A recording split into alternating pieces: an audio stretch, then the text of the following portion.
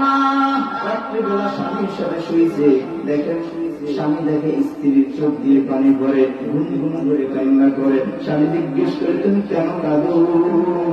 মা ডাক দিয়ে বলে, জানেননি আজ কয়েকদিন ধরে আমার সন্তান আমার সাথে কথা বলে না, ঠিক আমার ঘরে এসে বাচ্চায় খানা খায়, কিন্তু এখন আমাদের মা বলিয়া ডাক দেয় না। ঘরে আসে আমার পিছনে দরওয়াজা দিয়ে খানা খেয়ে বের হয়ে যায়। স্বামী বললেন, চেষ্টা করিও না, কান্দিও না, সন্তান রাগ ভেঙে গেলে বুঝতে পারলে তোমাকে আবার মা বলে ডাকবে।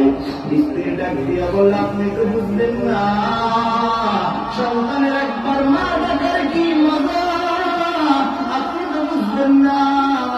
এই জন্য সন্তান যদি কোনোদিন কোন মা বাবার কাছে মা বাবার প্রতি অসম্মান করে থাকো, কষ্ট দিয়ে থাকো, গোপনে গিয়ে মা বাবার কাছে দোয়া চাও, এই মা বাবা যদি তোমাকে দোয়া করে দেয় তুমি জীবনে সফল হইতে পারবা। কারণ দুনিয়াতে তোমার আত্মীয় স্বজন যারা আছে, আপন ভাই বলো, আপন বন্ধু বলো, আপন বোন বলো, কেউ তোমাকে আসল ভালোবাসা দিবে না, কোন স্বার্থ ছাড়া তোমাকে ভালোবাসা দিবে না। কিন্তু আল্লাহর পরে দুনিয়া তোমাকে বিনা স্বার্থে ভালোবাসা হলো দুইজন। কয়জন?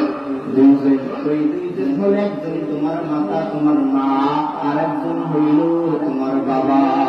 এই